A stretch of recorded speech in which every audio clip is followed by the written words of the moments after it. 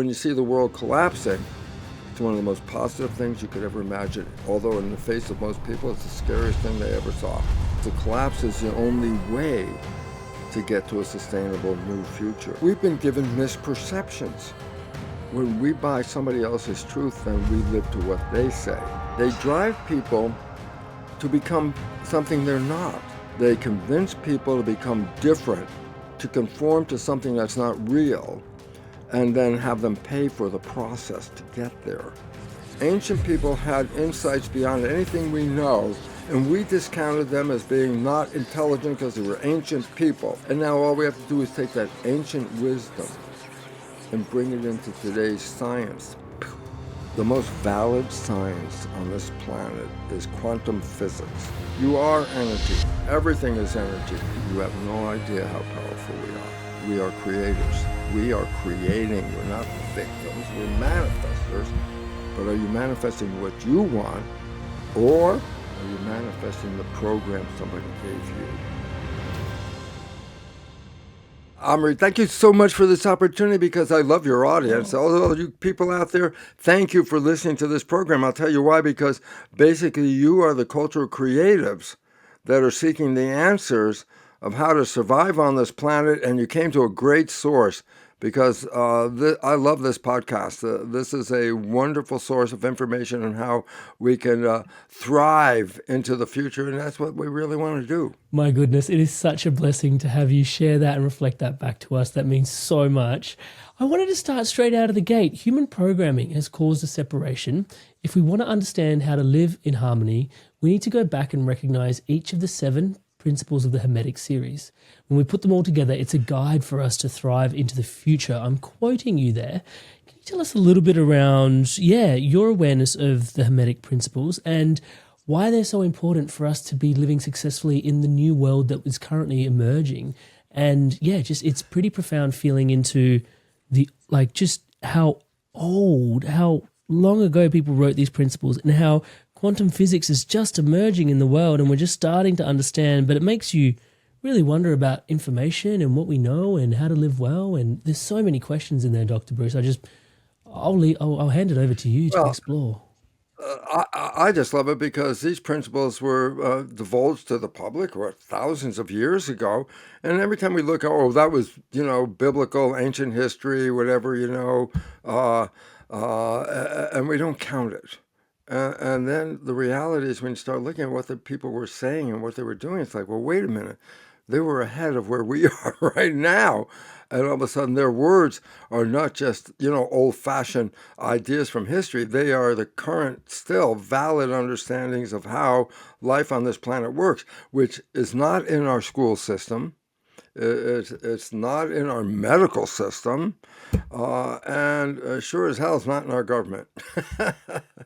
Yeah, I think it's really interesting as we feel into also some of even just the fundamental law that the third law is the law of vibration.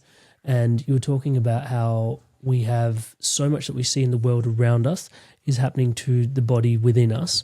There's, I guess, even just starting with the conversation around social programming, there is so much that the world is trying to influence us to become, as opposed to who we truly innately want to be for ourselves. The forces at play that are trying to distort our truth. Can you tell us more about that? Yeah, it's a wonderful story because it has to do with power. And it says, we are basically very powerful people, which we'll get into, of course, but there are people who want more power. And then we look at our world today and we say, oh, wow, look at that person. Bill Gates, look at all that power that person has. Or, Elon Musk, look at all the power that person has. And we go, ooh, there's some very powerful people, and I'm not one of them. And I go, well, you actually are one of them. But if we take away your power, then you feel victim. And those that know how to take away your power become masters, because they retain the power that they took away from you. So you feel like I'm not capable of manifesting this power, and therefore you're going to pay somebody to help you. When it comes to Health is not in your domain. No, genes control the character of your life. Did you pick the genes? As far as I know. Can you change them? No. And then you hear genes turn on and off by themselves, and all of a sudden I say, what does that mean? Well, genes control the character of our life, presumably. And then you start to find out you don't control the genes. They control you. Then I say, oh my God, my health is not in my hands. My health is in the heredity that I downloaded from other people. And then you feel like, oh, I can't do this. I don't know about health. And most people grow up in families where the child in the first 7 years realizes when somebody's sick in the family, they go to a doctor. I say, well, what did a child under 7 learn in that first 7 years, which is programmable time, about their health? And the answer is that I don't know nothing about my health. The doctor knows. So I say, what does that mean? I said, well, if I want to know about me, I take what the doctor says is true. Now, the idea is this. If the doctor gives you something true, this is really good, that'll work in your harmony. But if the doctor gives you a story that is not true, he has just disempowered you at that moment. And therefore, we have been disempowered with the belief that my life is out of my control and that these genes are controlling it. And I say, well, who controls those? And then they give us, conveniently, the pharmaceutical people. And then all of a sudden we have this trust in the doctor and the pharmaceutical people because we feel, now we're victims, we need them. And then the idea is, well, how much are you going to pay them for, taking care of you? And the idea is about it, well, it's not so much that as when they tell you a prognosis, meaning a future. I say, why is it relevant? Well, they're giving you their truth about your future. And they say, oh, you're going to die in 3 months. And I say, well, what does that mean? I say, well, since our knowledge is running who we are, knowledge is power, and the knowledge is controlling our biological expression, our activity. When we buy somebody else's truth, then we live to what they say.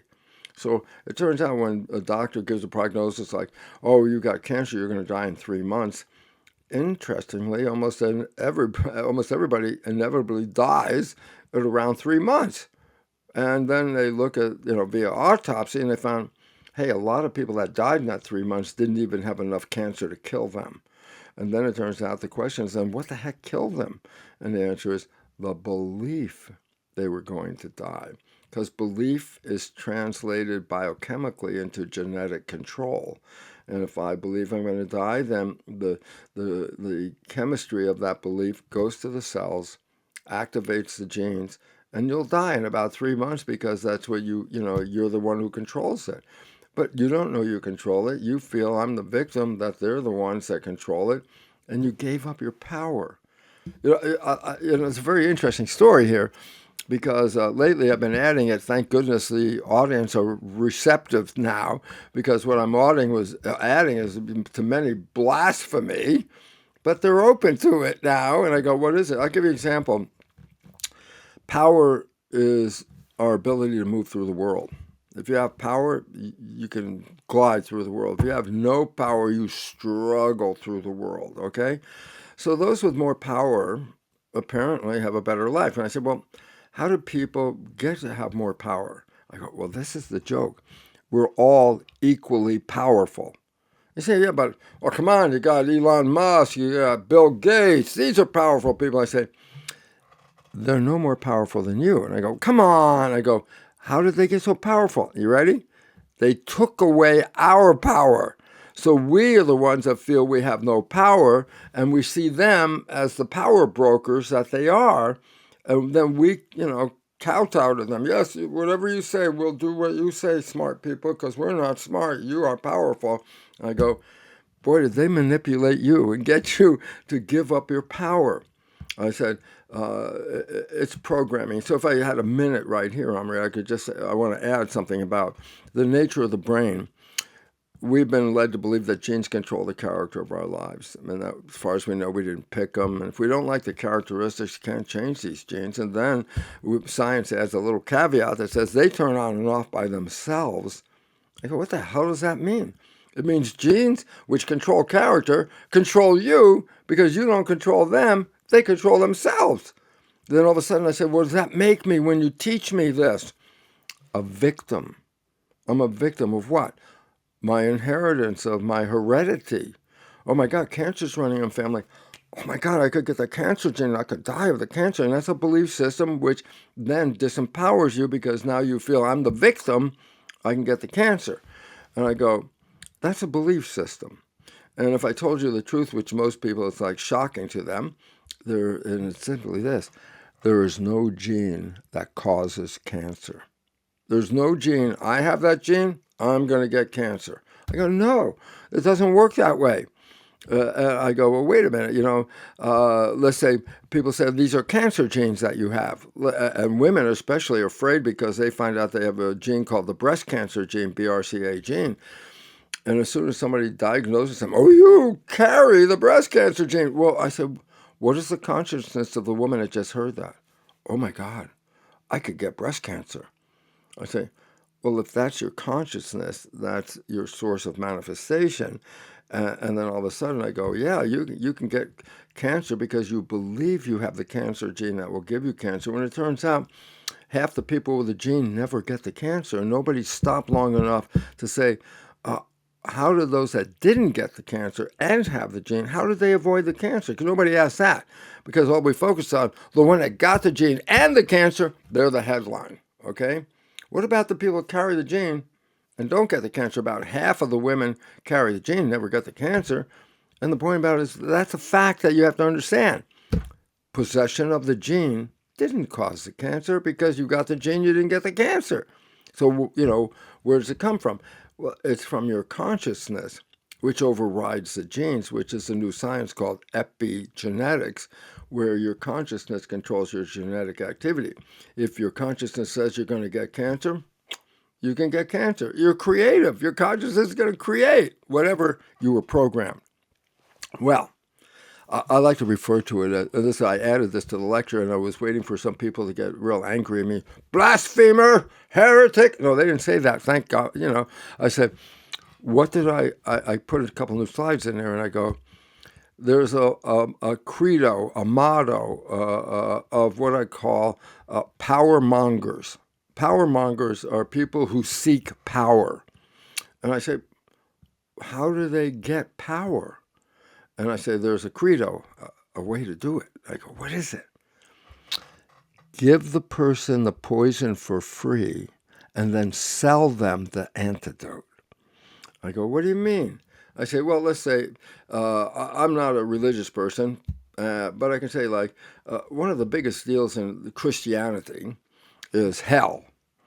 It's like, oh, yeah, there's a hell. You can have it. It's free. You can go to hell anytime you want. Oh, you don't want to go to hell? Pay us 10% of your salary. That's called tithing. And we can help you get out of hell. I say, you created hell. There's no hell. But if you put that in a person's mind, they sure as heck want to buy their way out, and they'll pay you the money. So that was original Christianity, which is actually Greek mythology about the lake of fire. And they took it into the religion and said, yeah, those are the sinners, and you could just have it. Anybody could go to hell. It's open to everybody, no exclusion. But if you want to get out, there's a charge, okay? I go, yeah, well, that's how, I'll give you an example from a couple thousand years ago, but I can say, well, how about an example from a couple of years ago? I go, what? COVID. One of the things they played on is something we know in science now, and it basically is this, is that fear shuts down the immune system. The more you're afraid, the more your immune system stops working. I go, oh my God, then do what? Watch the news, man. You just lost some immune system right there. And especially when the news is going to say, millions of people are going to die. For the guy watching that show, is like, oh my God, I'm part of the million. And now I'm afraid. And I said, the moment you were afraid is the moment you actually weakened yourself, because the stress hormone shut off the immune system. How powerful is stress hormones in shutting off the immune system? When a doctor wants to transplant an organ from person A into person B, they don't want the recipient to immunologically reject the foreign tissue. So what do they do before they transplant? They give the recipient stress hormones before the operation. I go, why? Because it inhibits the immune system. So when you put the foreign tissue in there, the immune system is not working up to the level to reject it. Oh, you're using it to shut off the immune system. I go, yeah, but you're the ones that manifest the stress that causes the stress hormones to shut off the immune system. We get sick by watching the show. That's it. Watch the show. It's like, oh, fear, stress, shut off immune system. That's the game. Hey there, guys. I know you're loving Dr. Bruce Lipton. He is so insightful and filled with so much energy for ancient wisdom, quantum biology, quantum physics, and epigenetics. Please take a moment, if you're loving these conversations, to hit subscribe to the channel. Everything you see around here is powered and empowered by your subscription. I can't thank you enough for your love and support. Back to the episode. This feels like it tucks in really neatly into that first Hermetic principle of mentalism. When we're talking about epigenetics and how everything turns on and off and how like the stories we're living into and everything we're hearing. And the universe is mental. that can mean many things actually. But the fact that the universe is mental and it is like it's happening from within here. And then, like you're describing, the stories that are disempowering us from our power center versus the stories that bring us back to our power center. How important is it to really understand the principle of mentalism to really come home to reclaiming our power? Well, the science that people have learned all the way up to this now is still in the school. Probably tomorrow somebody's going to go to school and they're going to get the same old story. I say, what's that story? Genes control your life. It's a belief called genetic determinism. I go, why is this important? Well, as far as you know, you didn't pick the genes you came with. If you don't like the characteristics, you can't change the genes you came with. And then we just add that little thing on top that says, well, the genes turn on and off by themselves. If you buy this story, then you recognize since genes control the character and you don't control the genes, then you become a victim of your heredity. What you see running in your family, you can anticipate that you will manifest as well. Oh my God, there's cancer running in the family. I'm going to get a cancer gene. I'm going to get it. I have no power. Now all of a sudden, back to the doctor and the pharmaceutical company. What can you do for me? And I say, well, what they are not explaining to you is the mentalism part. And I go, what do you mean? I say, your thoughts aren't just vacant things that are running through your head like this. Your brain takes a thought and converts it into complementary chemistry. So a thought of love has wonderful chemistry. Dopamine for pleasure, oxytocin when you're in love. The brain translates love into oxytocin bonding. When you're in love, the brain releases growth hormone, which does what it says. And I go, what does that mean? I say, well, a mental picture of love is converted into chemistry that is a complement to love. And then that chemistry then goes through the body and adjusts your genetics to match the picture. If it says, I am powerful, then the chemistry makes me powerful. If it says I'm a victim, then the chemistry makes me a victim because the cells translate consciousness into genetic activity. And so all of a sudden it says, well, then what are you thinking? I go, why is that important? And the answer is because your brain will translate a thought into chemistry in the blood. And that chemistry in the blood then goes to all the cells. And that chemistry is what activates the genes. And that's why there's a new science. It's not called genetic control, which is the belief genes control.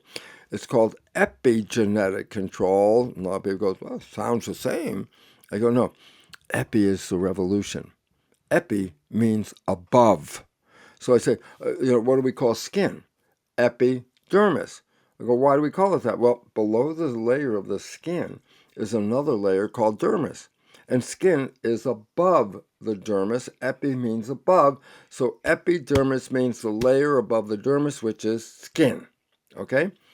Now I said, well, what about epigenetic control? Translation straightforward.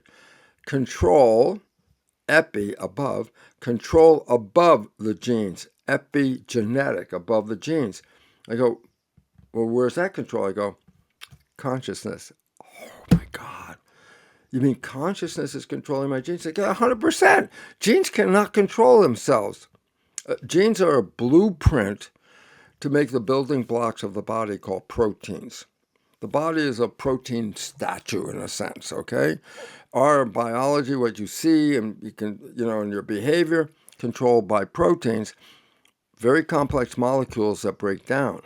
Well, if proteins break down and you want to stay alive, then you have to be able to, remanufacture those proteins.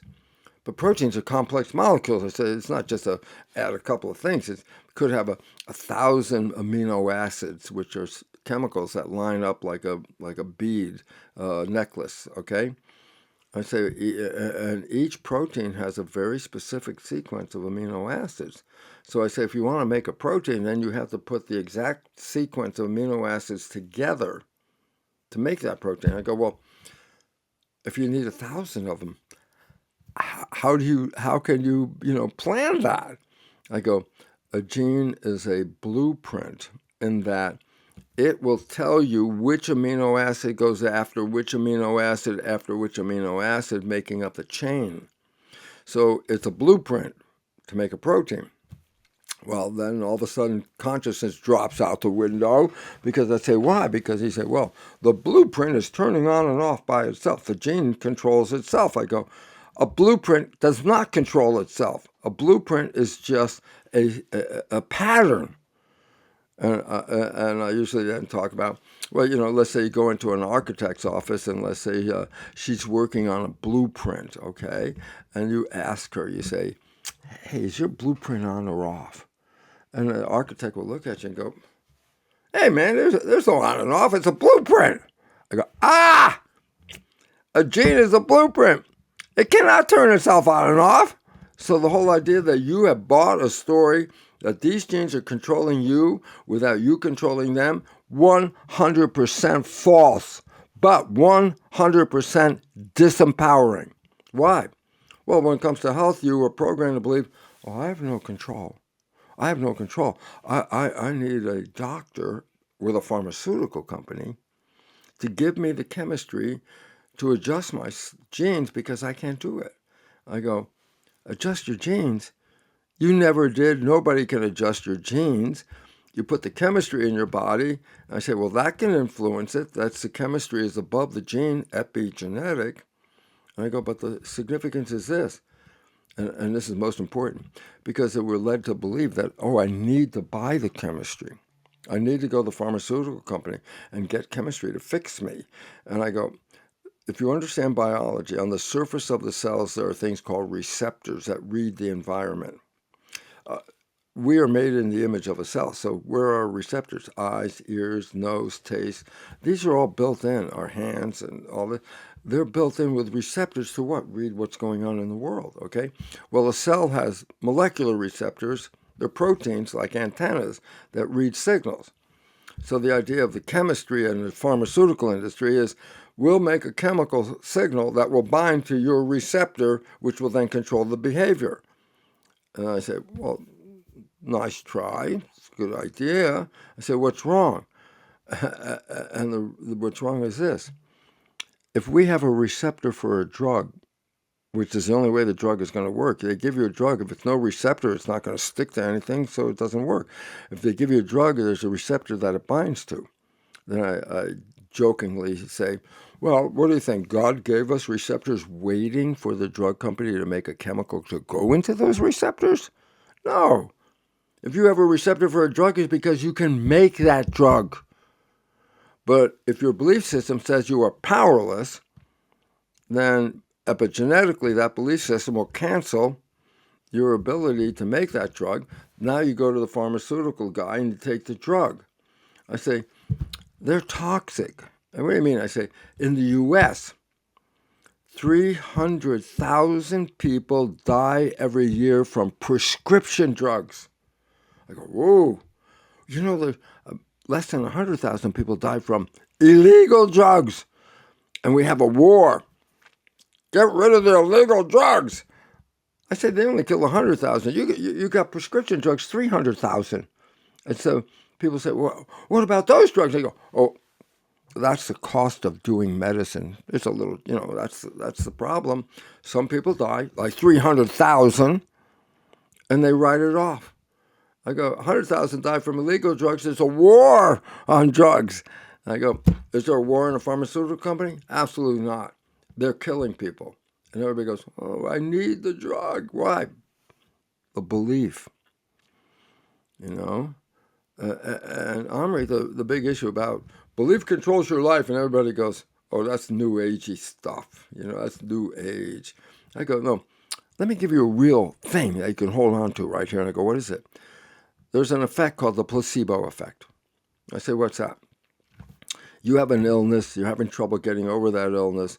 The doctor comes in and says, here's the newest medication. They just created this. It deals with your issues very specifically. This is the new drug. The color is purple. I always love that because there was a drug, ad that said, and it's purple. Like, I go, what the hell? Oh, they like purple. That's stronger than white, so whatever it was. And I go, just take this drug. And the simple reality is we take these drugs and they're very inefficient to the extent of 300,000 people dying, okay? But if you tell somebody this drug is what's going to heal you and they believe it, that's where the point comes in. They take the drug, they get better, and then you find out, but it was a sugar pill. There was no chemistry. And then you say, well, then what healed that person? Well, it's called the placebo effect. I go, and that's more than half of all medical healings is placebo effect. It's not the doctor doing anything, it's the belief in the doctor, but it was the belief in the pill. It wasn't the pill that healed somebody in a placebo, it was the belief that the pill was going to work. And so they get better. And everybody goes, oh yeah, the placebo effect. I said, that's the power of positive thinking. It's the thinking that healed you, not the drug that healed you. Everybody, ooh, because everyone goes, positive thinking, that stuff doesn't work. And I go, sure as hell works for more than half of every intervention with a doctor. More than half are placebo effects. That you believe the doctor and whatever the doctor says or promises you, you can expect it, then you do it. And everybody goes, oh yeah, okay, that's the result of positive thinking. I go, and here's what I want to add before I let you say a word, Omri. I want to add this and say, well, that's the result of positive thinking. What about addressing the issue of negative thinking? Nobody talks about it. I go, well, there's your problem. I go, why? Negative thinking is equally powerful in its influence as is positive thinking. But it works in the opposite direction. A positive thought can heal you from anything. That's called placebo. But a negative thought can cause any disease and even death, and that's called nocebo. I say, what's the point? People don't recognize your negative thinking is equally powerful, but it's going to sacrifice your life. I go, so what's the consequence? I said, more than 60% of our thoughts are negative and redundant. We're more than half of our life sending negative thoughts in, nocebo thoughts, which compromise our health and our vitality to the extent of what? 90% of cardiovascular disease, negative thinking. 90% of diabetes, negative lifestyle. Alzheimer's, another 70 or more percent Alzheimer's, not functioning, not using the brain. You're not using the brain. Then it falls apart, okay? All the different diseases. So I said, well, we were told genes cause the disease. And I go, truth, less than 1% of disease or illness is connected to genes. I go, well, if less than 1% is connected to genes, and where the hell's all the illness coming from? And the answer is the mind. And the issue about that, well, if it's coming from the mind and it's not a physical gene, but wait a minute, I can control my mind. I go, that's the whole story.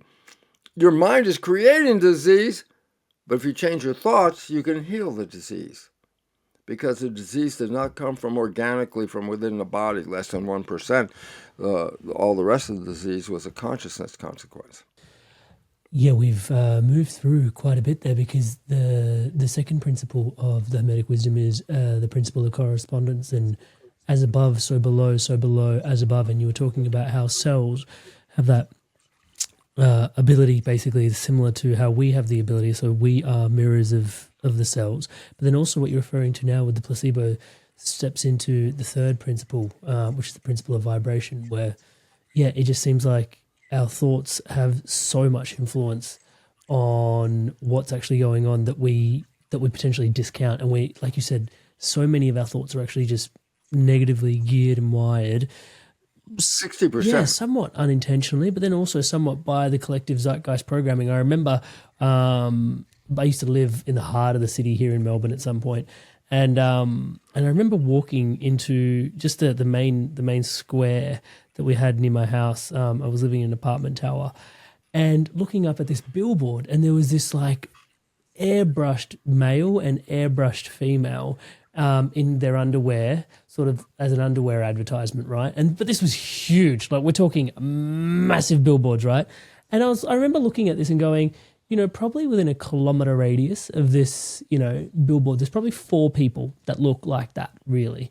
But yet it's just like it's this consistent sort of, and it's you're getting this and you're picking this up as a standard of beauty that we all have to live into and live up to. And it's, it can be quite insidious. And we don't realize that, even walking down like supermarket aisles, I feel like you look at all the covers for everything in just the beauty aisle, right? And it's like everybody's been airbrushed and tattooed, and it's like, if you want to look like this, buy this, and if you want to look like that, and it's like, yeah, but you're also amazing the way that you are, Well, this is a whole issue because they hold up something that's not real. And yet we are programmed to believe that's our destination.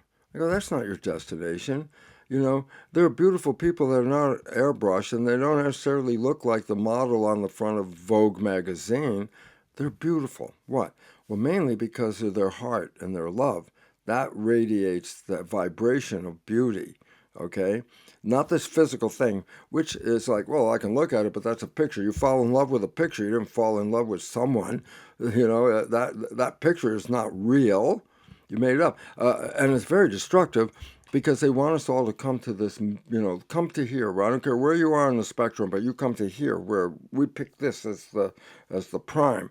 I'll give you a very important example of this because people don't recognize, and that is cholesterol. And everybody says cholesterol is the cause of all these health and heart problems, which is 100% false, okay? From biology, I can tell you about it. But the relevance is what? Well, then you should have the right amount of cholesterol. I go, what's the right amount of cholesterol? Well, there's this number. And that number, if you have more than this number, you need to do something because this cholesterol, more than this number, is going to kill you, okay? And I said, where'd you get the number?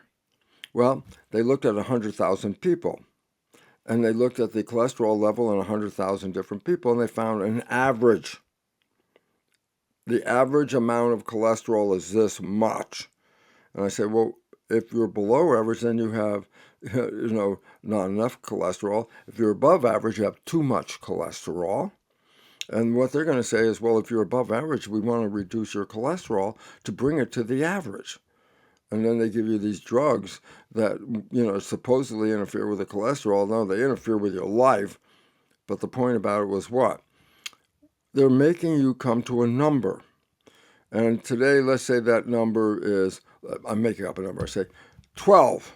The amount of cholesterol is 12. Any more than that, 12, and then you're facing a health hazard. And then tomorrow, they change it and they say, any more than 12.5 or 11.5. 12 was it. Now they say, well, 11.5 is too much. I say, they dropped it half a point. I say, what does that mean?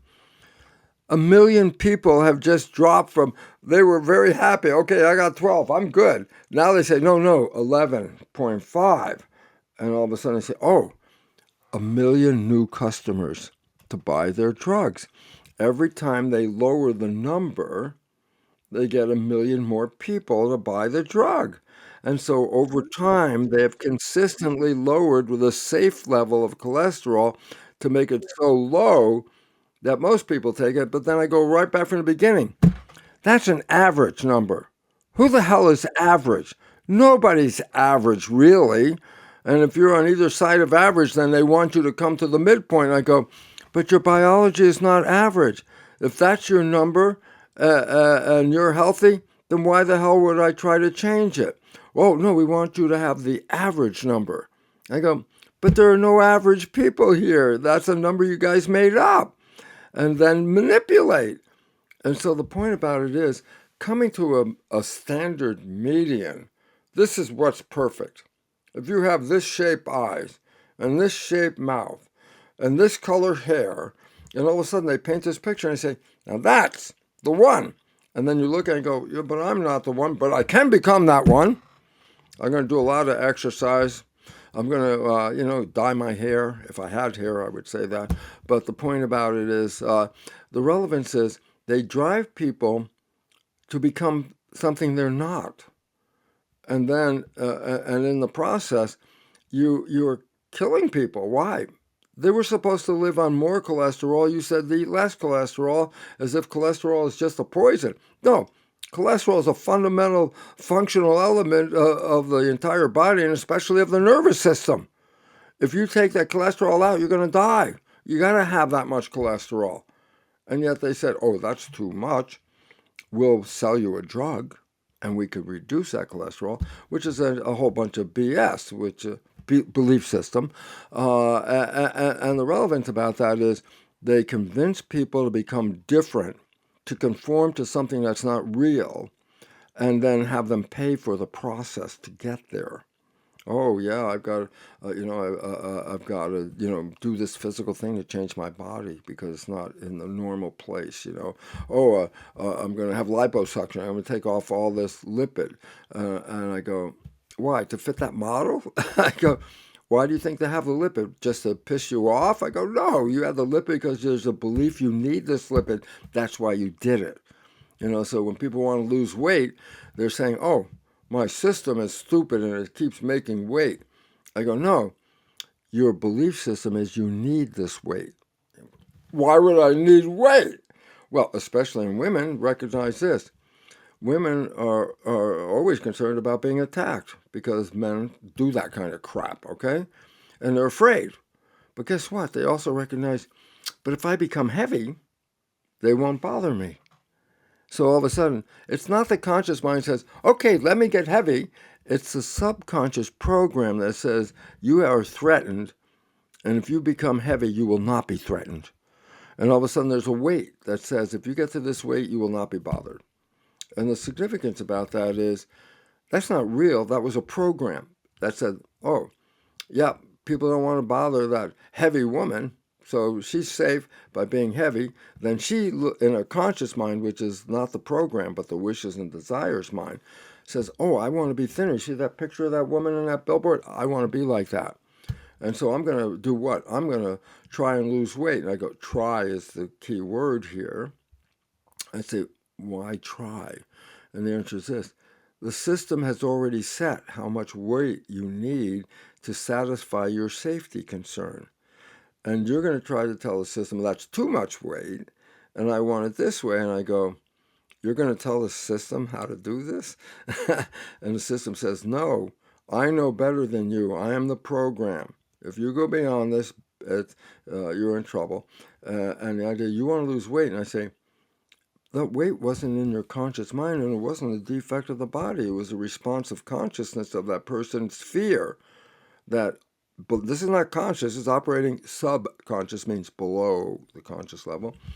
And people don't realize if you want to lose weight, the setting of weight is not a problem in the body. The setting of weight is a problem in the mind. If you want to lose weight, what you have to do is become less afraid. Because if you have less fear, then the weight doesn't mean that much. It's not what it was, that doesn't do it. If I am not in fear, then what the hell do I need the weight for? And then the weight will disappear. But if you say, I want to lose this weight, but you don't deal with the fear, the subconscious will override all of that stuff, and then you find your life is a complete struggle, continuously trying every diet and every plan and every program, and finding it's very difficult. I go, it's difficult because the weight wasn't a metabolic thing here. it was a set point here. You try to change it down here, you didn't change the source of the problem. Hey there, guys. Just taking a quick second out from the episode to ask you about your relationship with your beliefs.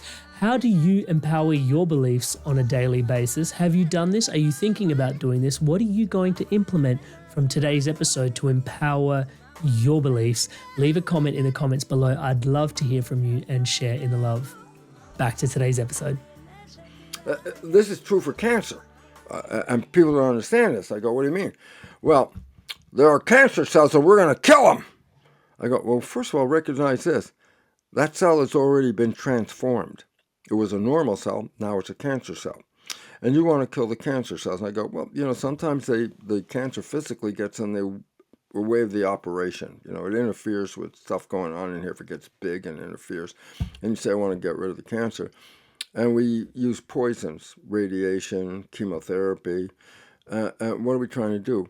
Well, we're trying to kill the cancer cells. I say, okay, now here we got two problems. I'll tell you what they are. Number one, cancer cells are selected by the poison because they're cells that divide. Mature cells don't divide. So if I put in the poison, I'll get rid of the cancer because they're dividing cells. And I go, a little side thing you got to know. I go, what's that? A body is made out of up to 50 trillion cells. Isn't it easy to say the word trillion? I say, you don't understand how much a trillion is. A trillion is beyond comprehension. If you wanted to count from 1 to a trillion, 1, 2, 3, 4, 5, 6, 7 to a trillion, it would take you over 100 years counting 24 hours a day to even get to that number. Okay, so I go, okay, wait, I got 50 trillion cells. And I go, so what? And I say, well, and this is a little fact that's fun. Fun fact. Every second, you lose 3.5 million cells die. Every second. Oop, it's 3.5 million just went. Oop, 3.5 million. Oop, 3.5 million. I say, you cannot survive if you can't replace the 3.5 million cells every second that are dying. I say you can do that because you have stem cells, which are officially actually embryonic cells, and they replace the ones that are dying, okay? How they do it? By dividing. I go, oh, well, wait a minute. Cancer cells divide? I go, yeah. Stem cells divide? I go, yeah. Guess what? They're both killed by the chemotherapy. So I'm going to help you. I'm going to kill the cancer cells. Now, yeah, and guess what? You also killed the damn stem cells, so I can't replace my cells. You can kill me with chemotherapy. If a healthy person took chemotherapy, they get deadly sick. And I say, here's a deadly sick person taking chemotherapy and getting double deadly sick. And the idea is what? That was number one. You're killing the stem cells when you kill the cancer cells. Number two, and that is this. The cells that you're killing have already been transformed into cancer cells. The thing that you want to do is find out what the hell transformed the cells. If you kill the transformed cells, you never got to what the source of the problem was. You can kill all the cancer cells you have, but if you didn't stop what causes the cancer, you get the cancer again. Why? Because you didn't stop the source. And then I say, well, what's the source of cancer? Well, they used to say it was genes. Then that immediately says, well, you have no control, so you have to go to these doctors and keep continually killing these cancer cells because you have no control. But it turns out, no, cancer is caused by a fault in consciousness, not living in harmony, not dealing with issues that, like emotional issues or, the kinds of things you're not dealing with, building up a heat on the inside. And that is what causes a cancer. So you want to kill the cancer cells. I said, did you stop the cause of cancer? I said, nope. You guys can't stop the cause of cancer because it's not in the cell. It's the consequence of the consciousness changing the environment that activates the cancer cell. So again, we do things that we think are supposed to help us without actually getting to the source. Weight was consciousness. Cancer was consciousness. Diabetes is 100% consciousness. I go, yeah, what are you going to try to do? I'll put insulin in or something. I go, you're not stopping the diabetes. You're just trying to keep it from getting too far. I say, you want to stop the diabetes, you have to go back to the source of diabetes, and that is not living in harmony. All of a sudden I said, do I need drugs? I say, no, that's the whole issue. Learning to live in harmony does not require drugs. It requires consciousness. And all of a sudden I say, so what does it mean? Well, first we program you to be a victim, and then we sell you the resolution. Hey, that's the power monger's credo. Yep. Yeah, this feels like we've dived deep into the fifth principle of rhythm and how everything flows out and flows in and everything is in harmony. And then also the sixth principle, which is cause and effect, and how every cause has an effect and every effect then has its cause. And you're talking deeply to that question that emerges from that space. Well, actually, when you were talking about cholesterol as well, I saw this recent study which was really interesting. They were doing, they studied people that were doing high intensity statin therapy, and this is just one particular study, so take it however you will. But they found that actually Oreo cookies significantly lowered LDL at a greater rate than high intensity statin therapy. Or Oreo cookies lowered LDL by 71% in 16 days. Whereas high-intensity statin therapy lowered LDL by only 32.5% over 6 weeks. And you think about how many people were prescribed Oreos versus how many people were prescribed statin therapy. Again, it's just a curiosity point to sort of have a look at, what's going on in there in terms of, just it's really interesting. Well, this is where I mentioned the fact is over 50% of all medical healing is not coming from the treatment. It's coming from the belief in the treatment. It's the placebo effect. That's responsible for more than 50% of doctors' engagement with a patient. It wasn't the drug or the whatever technique they were using. It was that they offered them a belief of a positive consequence of what they were doing. And it's the positive belief that healed them, not the technology, not the chemistry. It's the, so the idea was, well, I can give you the positive belief. But if I just had a patient comes in and they have a cancer, so I say, well, change your belief. And they look at you like, come on, man, give me the drug. Give me the chemical. Because they're programmed to see that things are out of their control. And if they're out of control, then you will pay someone to give you that power that you feel you don't have. So that's why I said the power brokers, they tell you something that you have no control over, and then they want to sell you how to get the control back. So that's how it's a bait and switch kind of thing. Hey, you got cancer. You need me to kill your cancer cells. And I go, I don't need you to kill my cancer cells in reality. Why? The cancer was due not to a chemical thing. The cancer was due to a consciousness problem. Do I need to take a drug for consciousness? No, you have to have awareness for consciousness, not a drug. And this is the issue. Scare them, make them feel totally they have no capability of dealing with this, and then, you charge them for the healing. They know damn well there are very few drugs that they've introduced that are any better than the original drugs that came out 100 years ago, okay? All the new drugs, there's a new product. Every time a new drug, there's a new product. There's a new product, there's a new sales gimmick. And they're selling you things and saying, you have a problem, and they list a bunch of, criteria that this represents this problem. Do you have these, characteristics? And you go, yeah, I got those characteristics. Well, then this is the drug for you.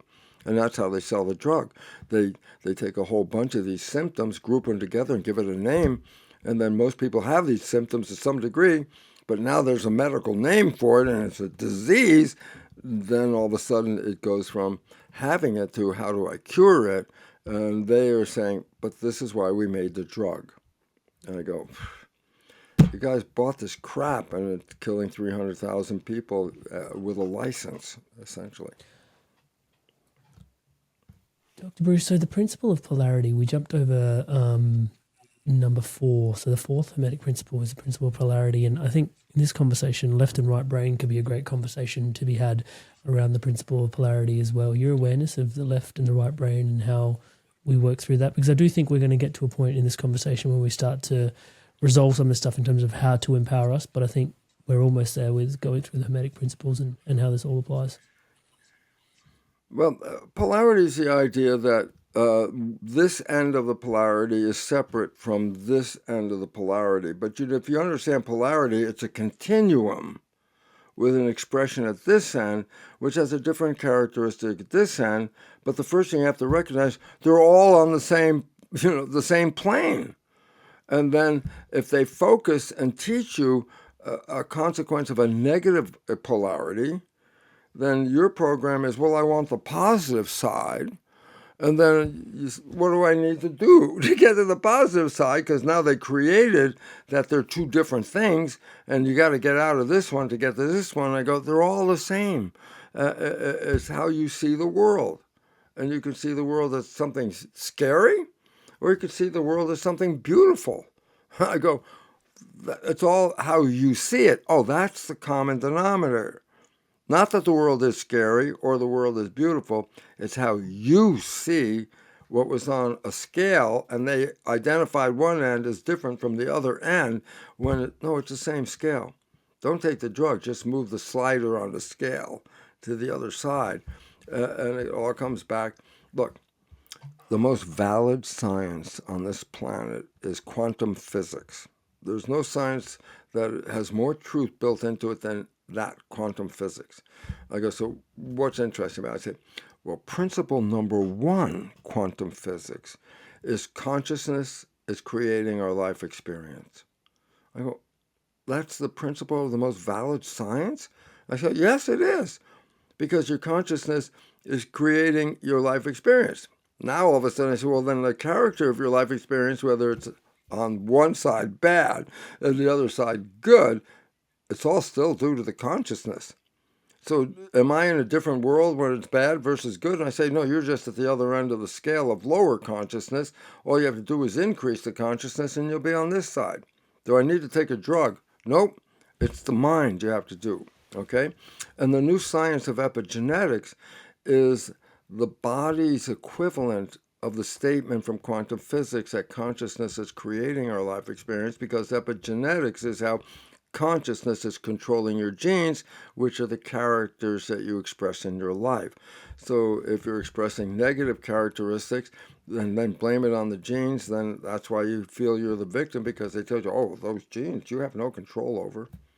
So we'll do it for you. We got chemistry, and operations and stuff. We'll do it for you, without letting you know that it was your consciousness that created this.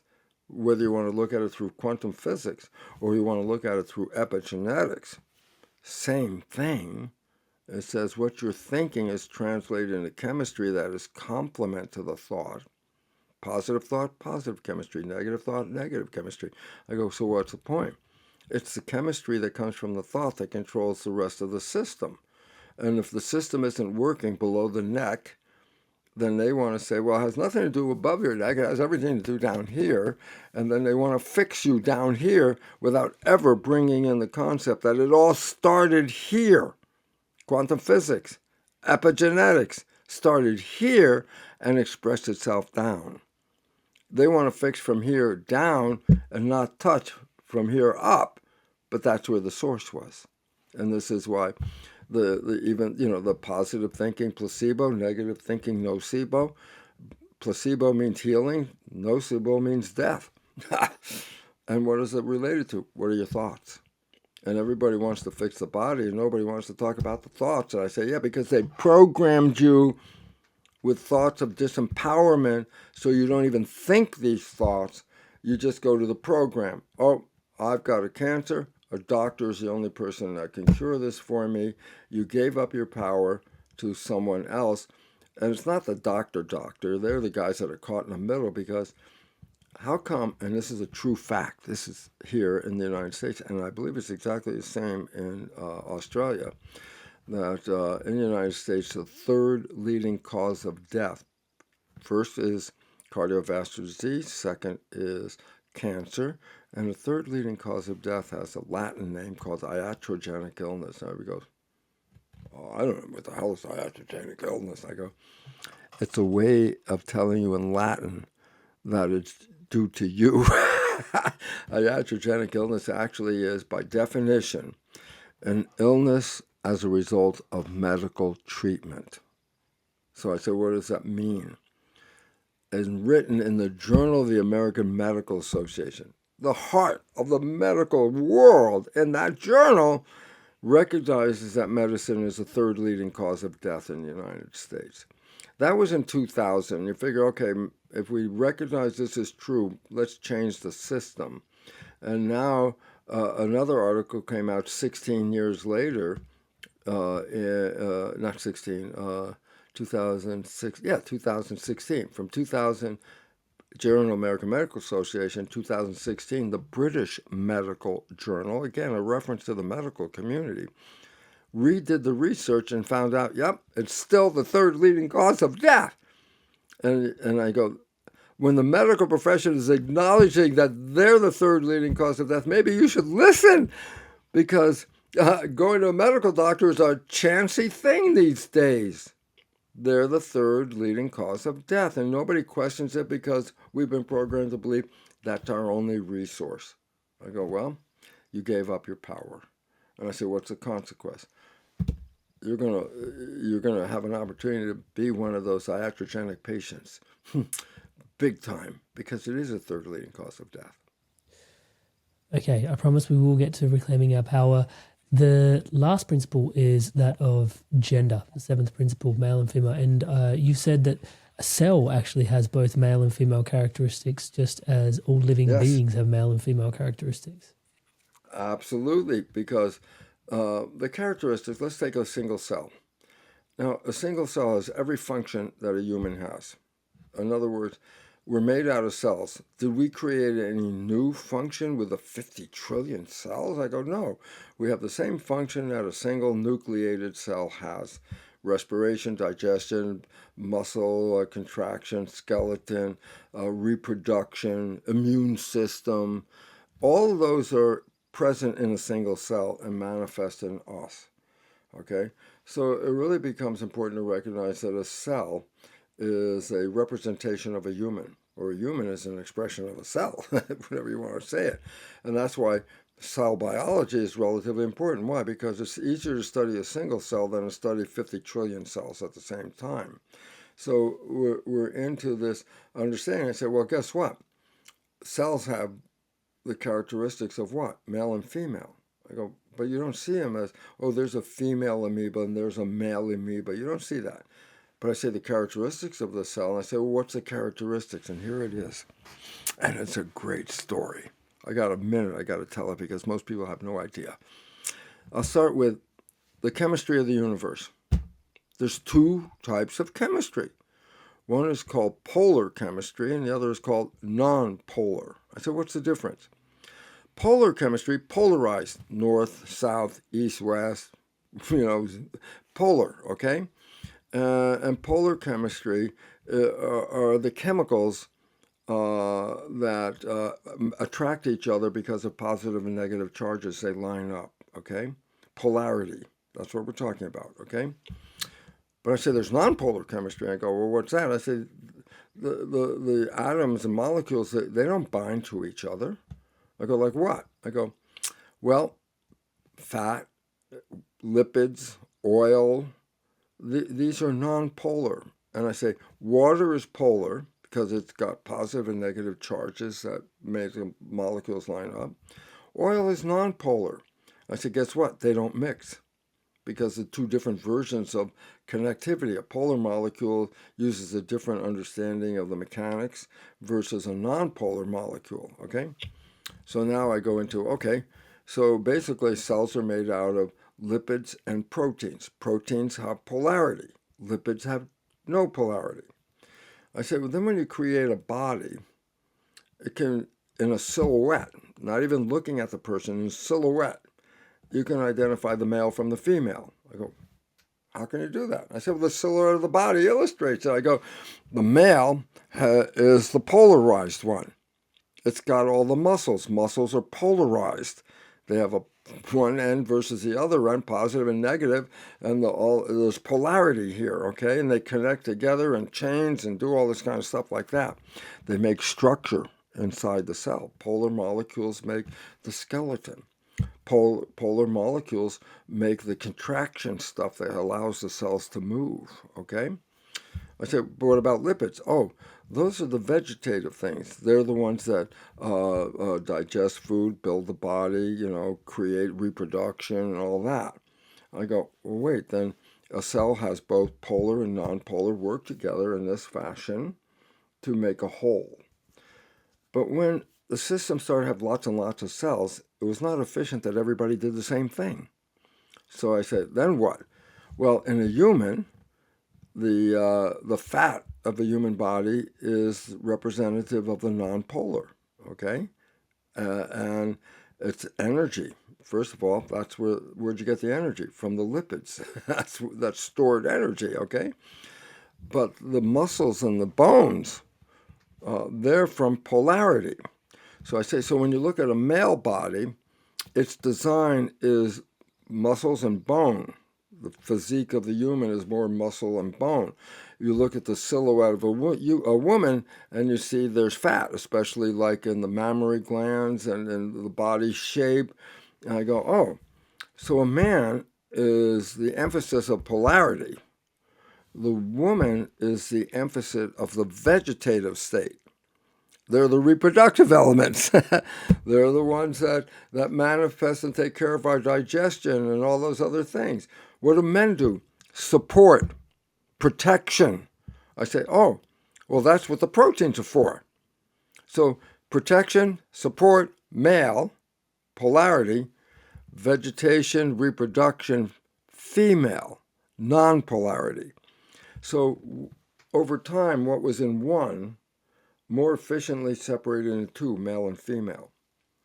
But that doesn't mean because a male is not the female that he doesn't have female characteristics, or that the woman who is not the male doesn't have male characteristics. We still do, but we're specialized more. The male is designed to protect the woman, build the system, make the physical structure, take care of the physicality with the bones and the muscles necessary to fight or build, okay? And the woman's job is maintain the vegetative state and reproduction. And I go, but a woman has male characteristics, a man has female characteristics. I say, and this has led to one of the big problems was this. Women use estrogen as a predominant hormone because it influences their reproductive tract as women, the vegetative functions like that. It affects their emotions and all that kind of stuff like that because they're the reproductive element of it. The man, well, does he have estrogen? I go, yeah, he has testosterone, which makes him the man. The woman has an estrogen that makes her the woman. But the woman has testosterone, but at a small percent, not very much. The man has the testosterone, but a small amount of the estrogen. Men make estrogen. Well, I thought that was female. I go, oh, it's not only used for reproduction. Estrogen is also very involved with blood vessels and the function of blood vessels. So in women, well, they already have their own estrogen, so their blood vessels are maintained by their high level of estrogen. Men make estrogen to handle the blood vessels, especially the heart and the blood vessels in the brain, okay? Now, women do the same thing, but since they have so much estrogen, you didn't see that part of that went to the, to the heart and to the brain. Now comes the issue. I say, what is it? Well, when a woman reaches menopause, the estrogen levels drop. And you say, oh, but that affects her emotion and her reproductive tract, okay? Well, her reproductive tract is shutting down, but in the process, her emotions got all screwed up because the estrogen level was low. So doctors, being all, not doctors, medical system, says, oh, good, here's what we can do. We're going to give women extra estrogen, and they will feel better. So it's called hormone replacement therapy. Like I said, what was the consequence of that? And I say, the consequence is simply this, that you are putting into the woman's body a large quantity of estrogen to complement the loss of their estrogen by putting in new estrogen. But I say, guess what? Estrogen does more than just the reproductive and the emotions. I go, what does it do? I say, it affects the vessels of the heart and the brain. So when they started doing the hormone replacement, they started finding out, you just don't throw estrogen into the system. because it's going to go everywhere. But in a person who is working, estrogen is released in the heart and the brain at the level necessary for the heart and brain to maintain the vascularity. It's not releasing, hey, throw it through my whole body and see where it's going to go. No, the body precisely releases the estrogen where it's supposed to go. But the pharmaceutical drugs have no specificity of where it's going. Boom, push it into the system, it's everywhere. I go, But now you're adding estrogen to a system that's not just a reproductive thing, you're altering the blood flow and the vascularity because you're perfusing too much estrogen in the system. And I say, what's the result? Estrogen replacement therapy causes heart attacks and strokes. Why? Well, they call it a side effect. I go, it's not a side effect. That's a direct effect of estrogen on men and in women. And yet, when you put a drug in from a pharmaceutical, it's not built into the system and the design of the system to release the drug when and where it's necessary, when it needs it. You flooded it. And guess what? Well, when you did the hormone replacement therapy, you put so much estrogen into the system that you blew up the control of the vascularity, which then caused the heart attack and the stroke. And now they stopped doing that because they finally realized that the side effects are not an accident. They were a direct result of don't do it that way. And that's where drugs fail, because they have the idea, if I just put it in the system, it's going to go to the right place and everything's going to work. And I go, but most of the things you're affecting with drugs do more than one thing in the body, and they do other functions. So when you take a drug to deal with a problem A, that same drug affected B, which wasn't a problem. Now it is a problem because you put it in the system. And that's where the failure of the system comes from. You can't just throw a drug randomly in the system and say, go to where I want you to go. It's going to go to everything. And anything affected by that drug is going to be affected simultaneously, as well as the site that you wanted it to work. I only wanted it to work on the ovaries. I go, no, you push it in the system, it works everywhere in the whole system. And so this is why pharmaceutical companies are killers, because it's the side effects, which are actually direct effects. It's not side effects. Direct effects are sabotaging the system, not by intention. I wanted the drug to go here, but I put it in the system, it went there. And when it went over there, it affected something I wasn't focusing on. And that's called, when you see the drug information, side effects. It's not a side effect. It's a direct effect of throwing an unregulated signal into the system, hoping it was going to go to the place you wanted it to go to, ignoring the fact that the same signal is used for something else somewhere in the body, which is now affected secondarily, and then called the side effects. So the idea of the pharmaceutical company, that's a screw up. The body doesn't just throw stuff into the blood. It puts it where it needs it, only. So all of a sudden it says, how can you do that with take a pill? I say, no, you took a pill, it's going to go to everywhere, once you put it into the system. So, polarity. Yeah, there's males and females, but they're both the same. Why? Males have estrogen and testosterone. Females have testosterone and estrogen. Did they get out of the polarity? No. All humans have both. So we're all on the same plane, except if you put a little bit too much on this side, it turned male. Put a little too little on this side, it turns female. I go, what? It's the same scale. There are no two different entities here at all. They're both part of the exact same scale. And so when we create polarities, we're saying they're two different things. When I say no, they're two different expressions of the same thing. And then all of a sudden I said, well, there is no polarity in a sense that there are two different things. No, it's just the expression difference of one thing across a scale. No polarity.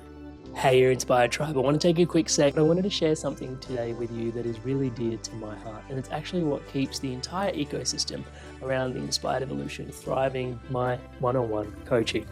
So it's basically coaching that helps you live a spiritually aligned life. I coach people from all different types of walks of life. These people are leaders and they're looking to have an incredible spiritual impact in the lives that they're leading for themselves, and then also lead in alignment to their values. Now, you don't have to take my word for it.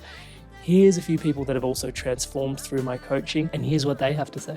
Amrit is a fantastic coach. In a few sessions, he got to a depth that I'd only experienced before working with certain medicines. He's gone through a lot of the struggles that you're probably facing. Then my corporate banking job wasn't really doing it. You feel like you're not making progress towards your goals. And Amrit's been a really strong, supportive figure in my journey. I'm more in control of myself. I'm kinder to myself. I actually have that vision and a purpose. I do feel like I'm a better version of myself already. Amazing energy. He was easy to talk to, which made me easy to trust him. Working with Amrit at 9 o'clock on a Saturday morning, and really I was bouncing out of bed. Whenever I get off the calls with Amrit, best money we've ever spent. I would not recommend him because I don't want everyone to know about him and then I won't be able to book him. If he gets too busy, I won't get my turn. I would say absolutely. There's no way you can work with Amrit for a period of time without being transformed. So if you're considering him as a coach, do not hesitate, because you won't be disappointed. As you guys can see, there's a lot of people all over the world from all these different corners experiencing incredible transformations. I don't think, if I can say humbly myself, that there is anything quite like this somewhere else online. Most people that, have channels that, grow and grow and grow don't really focus on one-to-one offerings. I have just found that it is the most profound space where you can bring yourself in a private container and really just share what's going on for yourself. And if you want to book in for that call with me, touch base, it's www.amrit.coach/life. That's www.amrit.coach/life. There is a link in the show notes below to book in that call. And yeah, if you want to take your journey further, if you want to dive in deeper, and you really want to live a spiritually aligned life, if it's for you, please do check it out. And without too much further ado, once again, for your spirit, for yourself, today's podcast. There's a lot to be wary of in this conversation thus far, and it's been super illuminating. The road out from here, I guess, is to explore how do we reclaim our power, Dr. Bruce? What is in our power to reclaim our power? Yeah, well, the first thing is this. A fact that is the absolute truth and it's always been there and it's just a given truth. Knowledge is power. That's a given thing. I want to say the same thing, but it's more relevant to us on an everyday basis, but it's the same thing. And it says, a lack of knowledge is a lack of power. What you don't know can kill you, okay? So I say, so where's the problem here? Well, we've been given misperceptions. Genes control life. That's not true, but you bought it. And once you bought a misperception, which is actually not true, it's a taking away of power. Perception gives you power. Misperception takes away power. We've been led to believe that the universe is divided into a material realm and an energy realm. That's Newtonian physics. I say, what's the point? Well, the conclusion of separating the universe into matter and energy is this. Things made out of matter can only be influenced by matter. Things made out of energy can only be influenced by energy. But matter and energy don't talk to each other. That's a misperception. And the reason that is Newtonian physics is a misperception in believing that everything is broken up into matter and energy, because quantum physics, the most valid science, recognizes everything is energy. There's no separation. So I say, why is that important? Well, when you separated matter from energy, first thing medicine did is what? Throw out spirit. Spirit's energy. But the body's matter, so screw spirit, doesn't get involved. Consciousness, oh, that's energy. That doesn't affect your body. So science took out spirit and consciousness and then left you with a physical thing, saying, I'll put you a physical drug in your physical body. And I go, biggest mistake ever, misperception. You are energy. Everything is energy. And what you didn't recognize is your thought energy, which is the energy of the brain, which you can measure with wires on a person's head, electroencephalograph. I can measure the energy. The energy of your mind overrides the energy that constitutes your body. We left the mind out. I say, that's a misperception. Why? It's the mind that controls the damn thing. And then we tell you, no, it's the genes that control it. I go, no, wrong. But you got disempowered because you said, well, then I'm not going to pay attention to my mind. I go, that's when you got messed up. Because if your mind has negative thoughts, it's not going to bring a positive solution. And the idea is about it. Since most of our thoughts are negative and disempowering and self-sabotaging, we struggle in a world because we ignore these thoughts. I say ignore the thoughts and you will die, because it's the thoughts that control the rest. Placebo, nocebo. Does thought make a difference? Placebo, nocebo. Are you sending positive thoughts which enhance your health, or are you sending negative thoughts which compromise your health? And you said, thoughts? The doctor never asked me about what I thought. I go, yeah, because they're still thinking your genes are doing this without your thought being involved. But quantum physics, epigenetics. Quantum physics is the mechanism of the universe. Epigenetics, the mechanism in your body. Both of them emphasize it all came from your thought. And if I program you with altered thoughts, then I programmed you to have an altered life. I programmed you to believe you have no power over your life, you need to buy the doctor. I programmed you to believe there's no spirit in your life, and then you let go of the idea of thinking and thought, which is part of your spiritual development. And you say, it's not relevant. I go, it is all relevant. It is all overriding relevant. And yet you've been programmed not to believe it. I go, well, then you just lost the most important factor that controls your life, because you have taken away the power of thought when knowledge is power. And then we say, don't worry about your thoughts. It's your body that's having the problem. And now we know, yeah, and it's your mind that manifests that. And then when you change your thoughts, you can change the character of your life. And all of a sudden I say, oh, yeah, but you never got that program. That never came to you, did it? Nope. I said, then you have no power. And then somebody else does, the one who knows that they can control you by taking away your thought. Take away your health. No, you can't have that. It's your genes, but we fix it. And I go, oh my God. We unconsciously, as infants, acquired these beliefs that disempowered our life because they're propagated. Yeah. Oh, when it comes to health, no, you can't do that. Your doctor will do it. Oh, my program? Doctor, I have a problem. You tell me what to do. I say, oh, then now that's the provider of the thought that you buy. If it's a negative prognosis, nocebo, you're going to manifest it.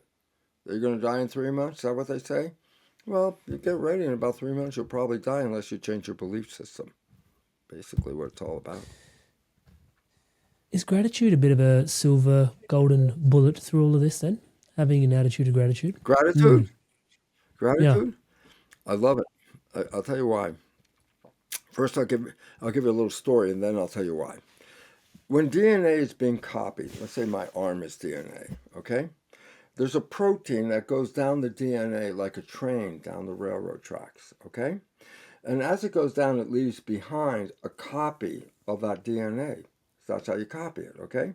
Now watch what happens. It gets to the end of it's on the last piece of this track, right? But the only way you can copy that track is you have to go past it. But if it's the end, and now the enzyme that's copying, next move is off, it didn't copy this part. So the copy you made doesn't go all the way to the end. Now it only goes from here to here, okay? The next time you copy it, the enzyme stops here.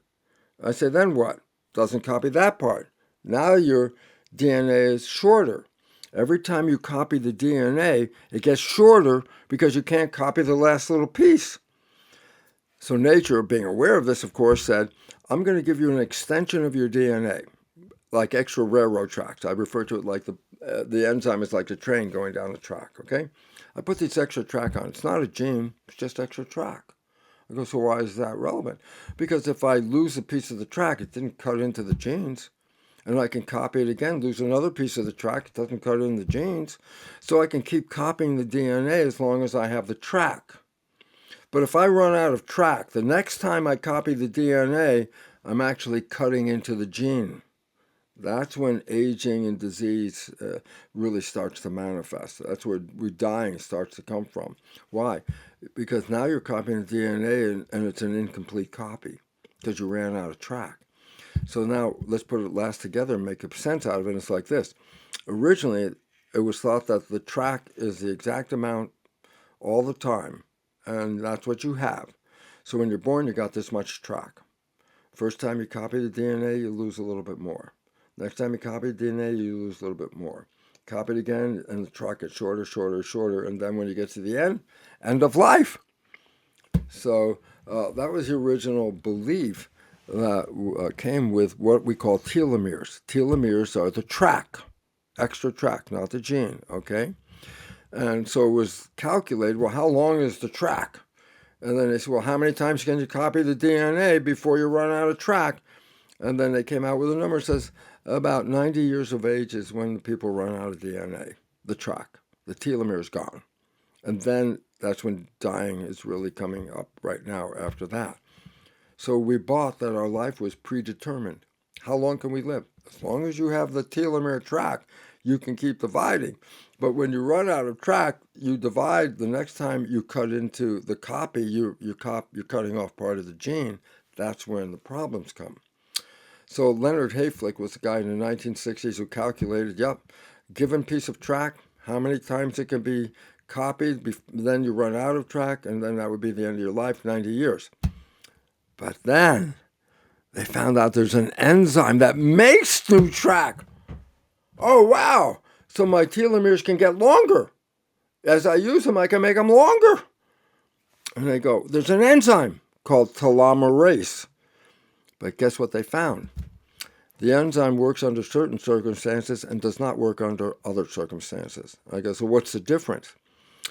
If your life is a struggle, your life is a hardship, your life is filled with pain, your life is filled with abuse, your life has no love in it, you're living a lousy digestive life, you're not exercising and taking care of yourself, basically all of those say, I don't care. I don't care. When you don't care about extending your life, the enzyme doesn't work. And as a result, your life will end because you said, I don't care. And I said, yeah, but what if you care? And I said, well, then the first thing you're going to do is you're going to take care of yourself, okay? You're going to try and find and be in love because love, these are things that activate the enzyme. Gratitude activates the enzyme. Why? Because you're telling yourself, I love my life. Well, it's not saying I don't want my life. It's just the opposite. It says, I love it. I want more. Well, if you want more, the enzyme will make more. So love, gratitude, happiness. One of the bigger things is service, meaning I have something to do, so I'm not ready to go. So, okay, we'll give you some more track. But people who retire, what are they saying in their head? I'm finished. My job's done. I'm finished. I go, wow, you're in deep trouble. Why? Because you're telling yourself, I don't want any more telomere. I've done it. I go, then you'll die faster. So I say, well, what's creating the character of the longevity? And I say, gratitude, joy, happiness, love, good diet, exercise, and a service. Something you have to do because the feedback says, well, I'm not ready to go. I still have something I have to do, which is the opposite, of course, of retirement. It says, I have nothing to do. And that's the difference between them. So does gratitude have an influence on your life? I say, you damn know it does. Why? It's a determinant of whether I'm going to make more telomere and have more life. And if there's no gratitude, what that means in an emotional, conscious sense, I have no gratitude means I don't care for my life. That's what you're saying. I don't care. I go, if you don't care, then the system said, well, then you don't need it anymore because you're not happy with what you got, so screw it. We'll end it. And all of a sudden you see, oh my God, my consciousness. Do I want to be here or do I not want to be here? People who get abused, PTSD, these are things that I don't want any more. I don't want any more abuse. I don't want any more pain. I don't want any more. I say, be very careful. Because as soon as that consciousness came in, it was the moment you stopped making more telomere. And your life is dependent on the length of that telomere.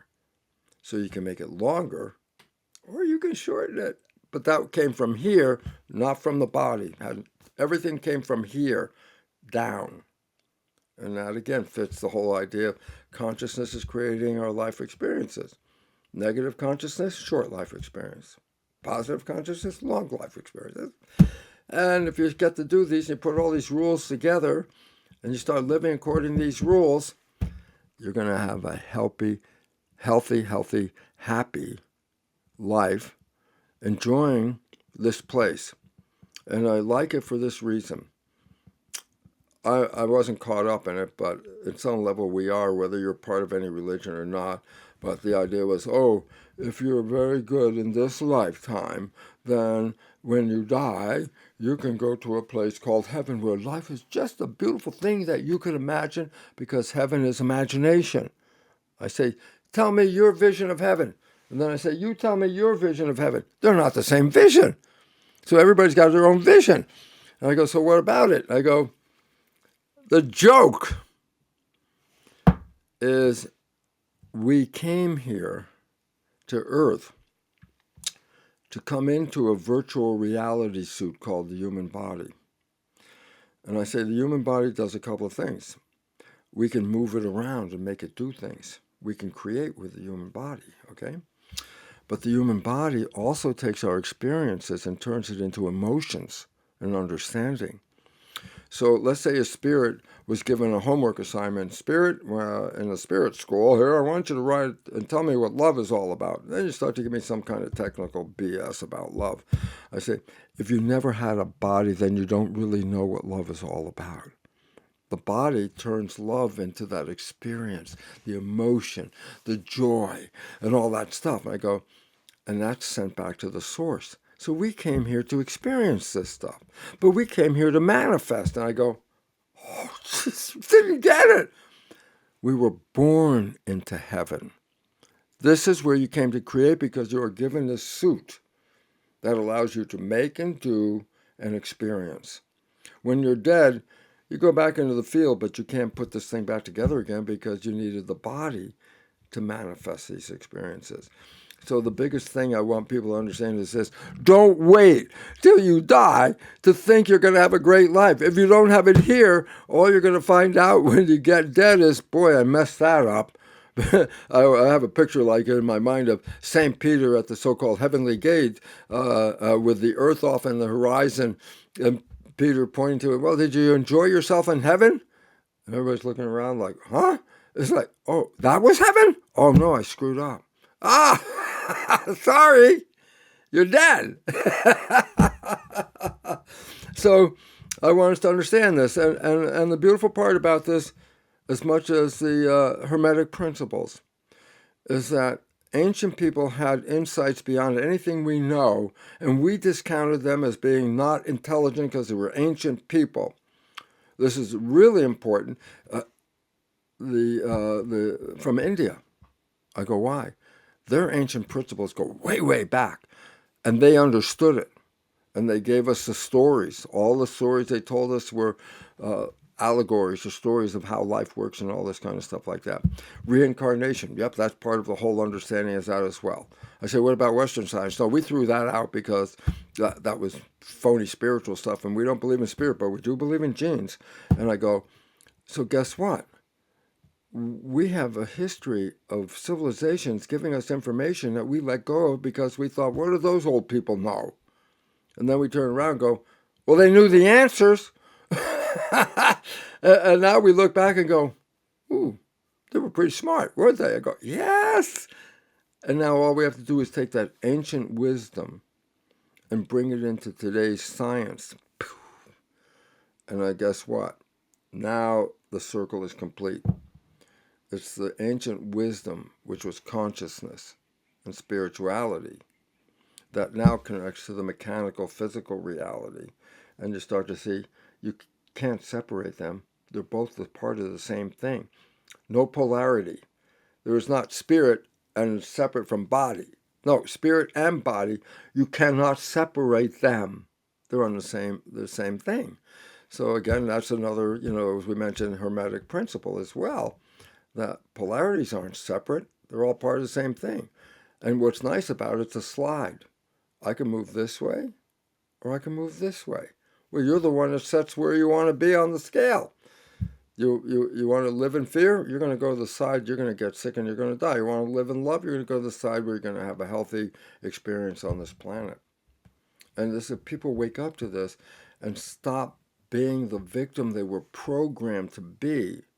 And the new science is what's opening up the door that said, the new science. This is why, interesting point, how come some of the leading scientists in quantum physics, they come from India?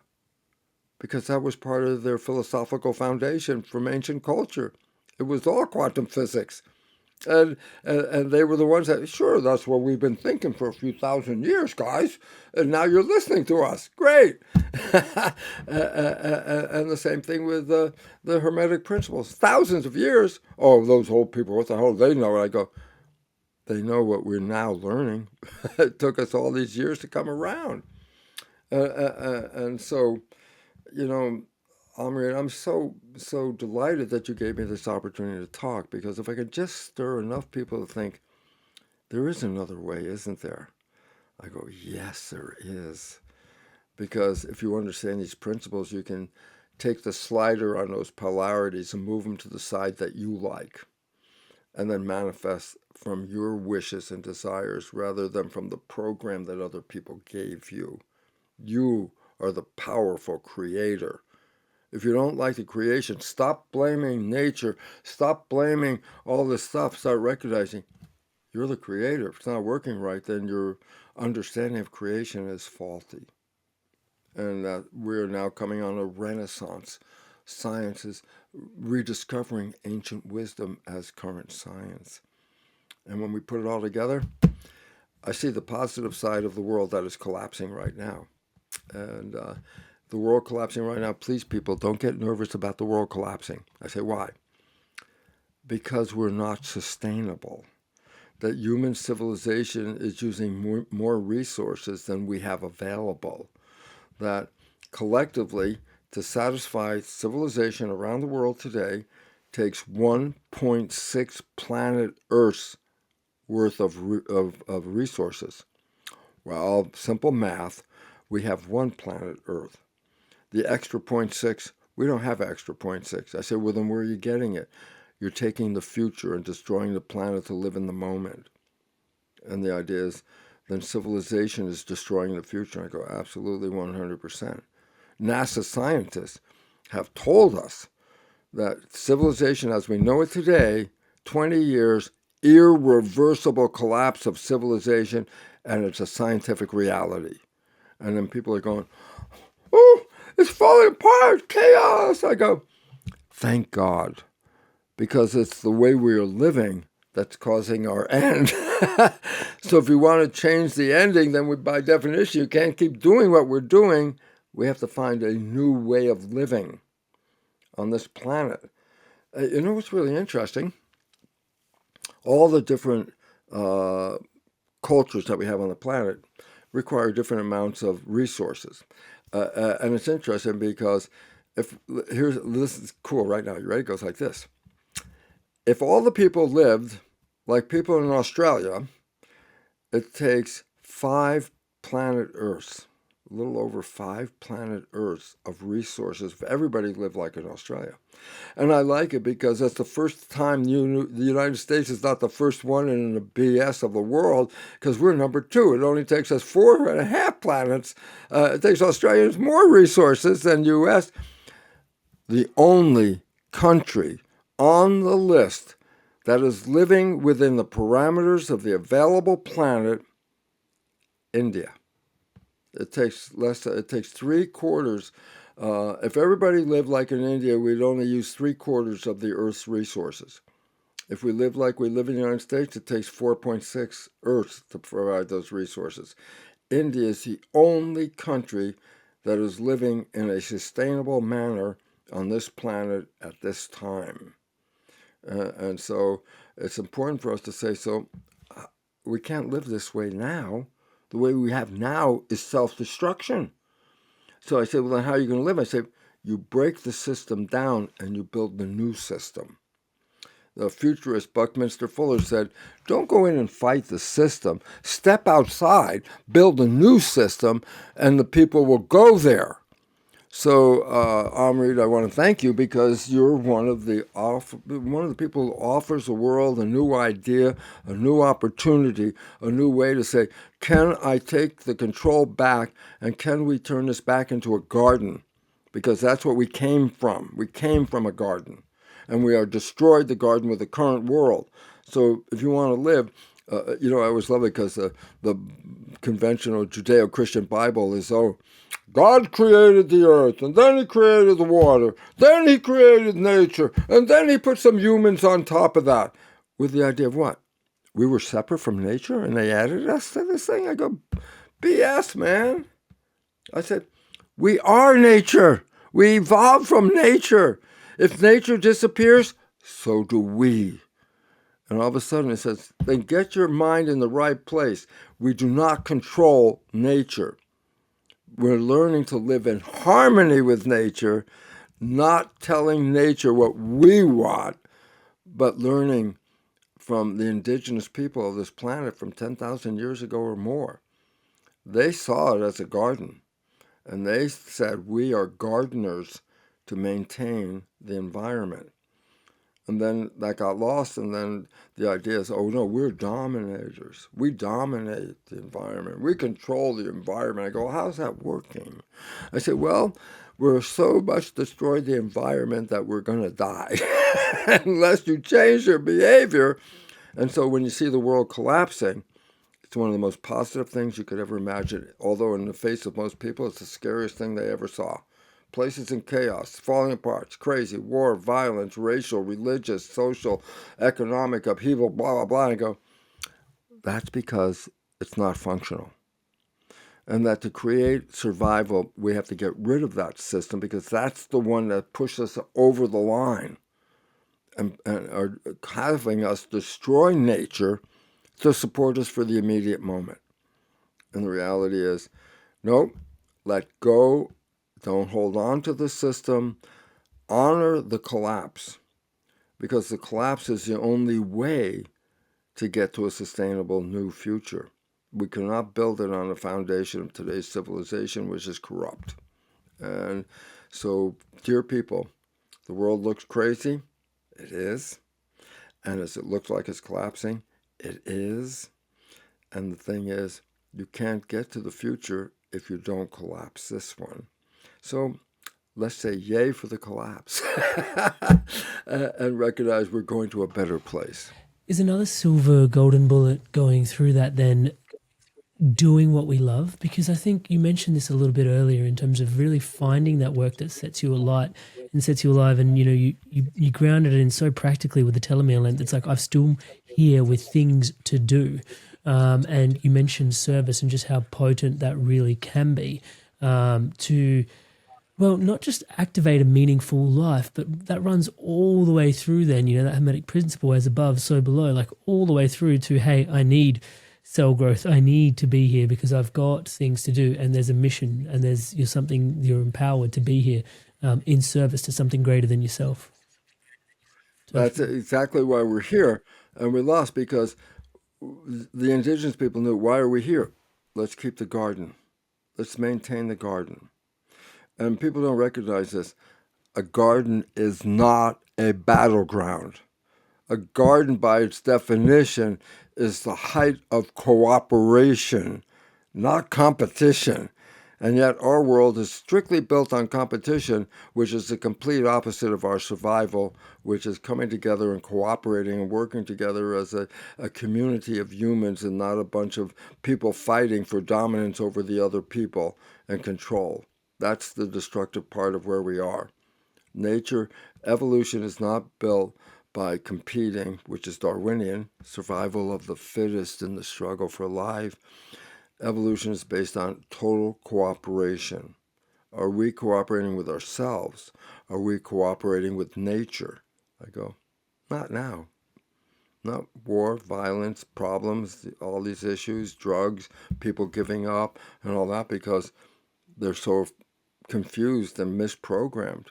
They think this is the way life is. It's scary. I go, no. Live in a garden. It's quite beautiful. One of the I came across some of Noam Chomsky's work, and he mentioned that in the past we've always relied on innovation to get us out of these major collapse periods. Human beings have always been able to sort of, we've always faced some form of calamity and then sort of just escaped through some form of innovation again and again. Do you see, there's a really interesting rise in AI at the moment. What are your thoughts on AI and the Yeah. potential for the future? Is it what are your thoughts? I have two different thoughts on Yeah. AI. There's AI like, writing papers or, making up ideas and things like that. That's one kind of AI. The one I'm against, and there's AI like if you have lost your nervous control, we can put some kind of chip in to control the nervous movement. These are just fixing aspects of our body that are not working in harmony. But the scary one, which to me is we're going the wrong place, and that is enhancing our power. Oh, if I put this chip in, you're going to be smarter and brighter and all that. I go, this is totally against the system.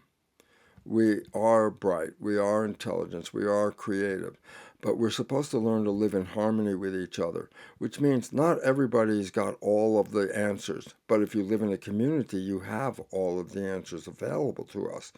And so the idea of enhancing us, we're not even using the power we have. Our programs have taken away our power over health, our power over the control of my life experiences. And then you think if I put a chip in there, I'm going to fix that? I go, no, your program is screwing this up. Do I need a chip? I say, no, you just need to reprogram and you are powerful. You can walk across hot coals. Oh, really? Yeah, people do it all the time.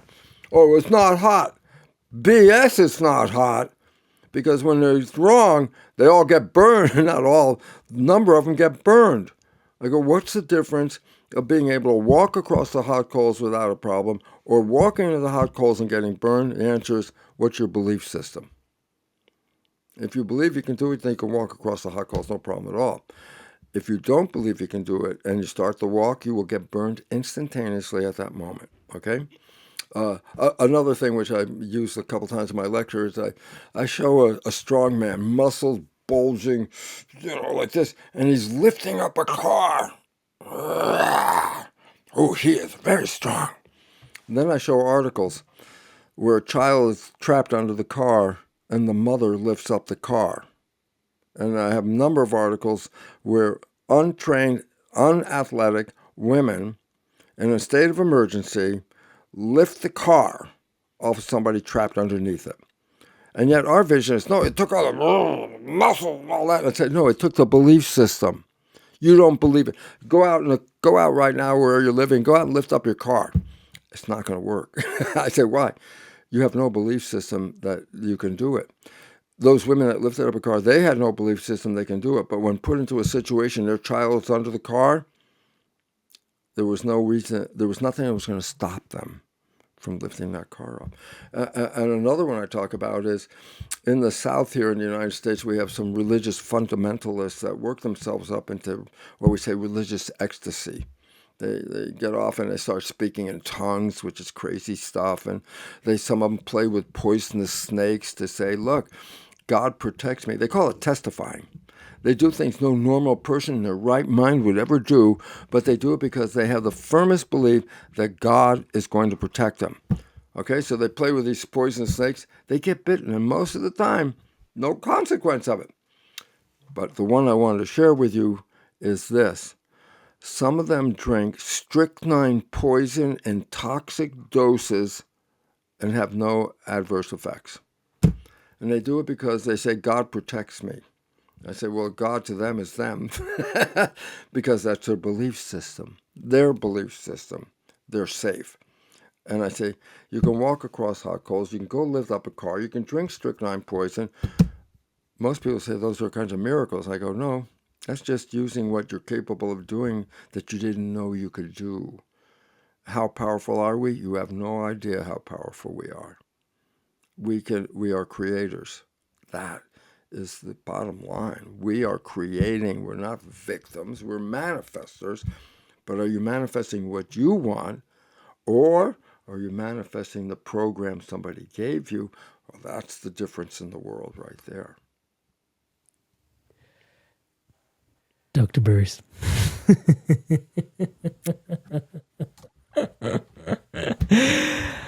Oh, for people that want to tune into more of your work, there's an incredible YouTube channel that consistently puts out incredible content into the world. What other ways can people stay in touch and find out more about your The work? simplest thing in the whole world, simplest thing, brucelipton.com. Why? On there are podcasts, including yours. There are videos. There are written articles. Everything we have been talking about, you can download on that website under the resources available, okay? So it's like, well, you think I was talking like crazy talk. I said, well, then go to the website and check out some of the topics because they're available, and you can see all these topics that we talked about are based on a scientific foundation. I'm not a New Age guru giving you, here's the wisdom like that. No, I'm not a guru. I'm a science person, give you the principles, but I never tell you what to do. Gurus are going to say, you do this and you do that. And I go, I don't care what you do, but as long as you know how it works, then it's up to you to decide what it is you want to do. And that's why I'm very happy. I don't want to be a guru. Too much responsibility. No. This is how it works. What do you think you want to do with it? Now it's your job. I'm out of here. We'll put a link to that in the description below for everybody to be able to access. And a couple of last quick fire, short fire questions. They are existential in their nature, but try to. It's weird because they're quick fire, but they're big questions. Your definition of living a good life, Dr. Bruce? Living a what? Yeah, good living life? a good life. Your definition of living a good life? Living totally in harmony and in love. Loving life. This is a gift. You got a gift. Why? Look at the world. It's the most beautiful thing in the world. Smell those flowers. They're really beautiful. Fall in love. That's the most amazing thing in the world. Enjoy your life experiences. What's the good life? Is open yourself to live here rather than what most people are doing is protecting themselves by closing themselves down in fear of what they think is going to kill them. But when you close yourself down, you close down your experiences. You close down your life. And this is the time to say, I have no fear. I'm going forward, And for those that really should get into it is there's a science of spirituality, which I never believed in. But there's a mechanism, and all of a sudden it goes, oh my God, it's not New Age at all. This is a molecular mechanism that provides for spirituality. Because when you find out, like me, I didn't believe in spirituality. I thought, hey, genes, chromosomes, all that stuff. You're here, you're dead, you go back to chemicals.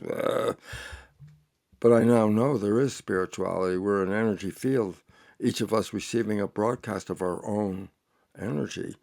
And I go, so why is it significant? Because I realize from the mechanism, I'm not in here. I am a spirit broadcast playing through here. So the body is like a television set. The spirit is the broadcast with the show. I say, so what does that mean? I say, well, when you're watching TV and it breaks, say TV is dead. I go, yep, it's not working, is it? Nope. But then I say, but did the broadcast stop when the TV broke? I go, no. I say, what? Get another TV, tune it to the station. It's still on the air. You can't die because you're not the body, you're the broadcast. And if the body, the TV dies, the broadcast's still here. And in the future, if an embryo shows up with the same what we call self-receptors, antennas that download your identity, if an embryo shows up with the same self-receptors that are on your cells, they're going to receive the same download that your cells are receiving right now, but in a different television. Does it have to be male or female? I go, that's the television, that's not the broadcast. How about white, red, brown, black, yellow? No, that's the television. That's not the broadcast. We are the broadcast. And we should honor the unity that all humans came from the same broadcast field. There's unity. Once we get into our televisions, then there are channels that people program. I like the learning channel. I'm the history channel. And then you manifest your life from that. But the point about it was, you were never in here. You're not in here. You're that's being picked up by the antennas and taken in here. And if you understand that like I saw it, it was not, oh, I believe in the afterlife. No, I never believed in the afterlife. But once I understood the mechanism of how the environment controls our genetics, and part of that environment is a broadcast that you receive that nobody else is receiving, then all of a sudden I said, oh my God, broadcasts here all the time. Bodies come and go. You can't die. You know how refreshing that is? You don't know how refreshing it is. Because first you have to have an ownership of spirituality. Not just say the words, oh, I'm a spiritual person. I'm very spiritual. I go, no, that you're using words. I say, do you really know that you're a spiritual entity? Well, the moment I saw how the mechanism worked, the fear disappeared from my life, because guess what? Only humans know they're going to die. No animal on this planet has any knowledge they're going to die. And I say, yeah, but now that we have knowledge we're going to die, then the fear comes in of what happens when I'm dead? And then all of a sudden, oh, we can give you hell, and then you could pay to get out of it. Or you can look at it and go, oh, I'll be back in another body, And I hope I can take the lessons I learned on this trip and carry it with me to the next trip, because I'll be that far ahead of the game the next time I'm in. Enjoy your life. Enjoy it. I can't think of anything better than to be alive right now on planet Earth. Dr. Bruce, every time we have these conversations, I want to thank you for your time and energy, but goodness me, it's all your research, all your studies, all your passions, all your interests pour into these conversations, and we stand on the shoulders of, just the work that is really the giant in your life of, all the passions that you've invested into the work that we get to stand on, epigenetics, quantum physics. Just thank you so much for sharing yourself so abundantly here with us today. So grateful for you. I'm just a student. I was just there in the first class. And then I'm helping people say, you know what I learned in that class? Let me tell you what I learned in that class. Because if you do it, you'll be in a situation where I am now, which is not the first 40 years of my life. This is like more satisfying and loving and wonderful than I could have ever imagined in the first 40 years of my life. To be aware of what I refer to as being in heaven and living that. Thank you so much, Dr. Bruce. Thank you. Thank you, audience. Because if you understand this, the more you living in heaven, it enhances my heaven. So I hope you guys all collect, because I don't mind sharing heaven a lot. We got a lot of space here. Inspired soul, you've made it all the way through to the end of another podcast. Your inspiration to evolve is beyond inspiring. Thank you so much for tuning in. Please remember to hit subscribe to the channel below. Everything you see around here is powered and empowered by your subscription. We wouldn't be the channel that we are without your support. And thank you so much in advance for supporting the channel through your subscription. Now, on screen are 3 more videos for you to pick your adventure, dive deeper into your inspirations to evolve. Stay inspired, keep evolving, click on a video, and I'll see you in the next one.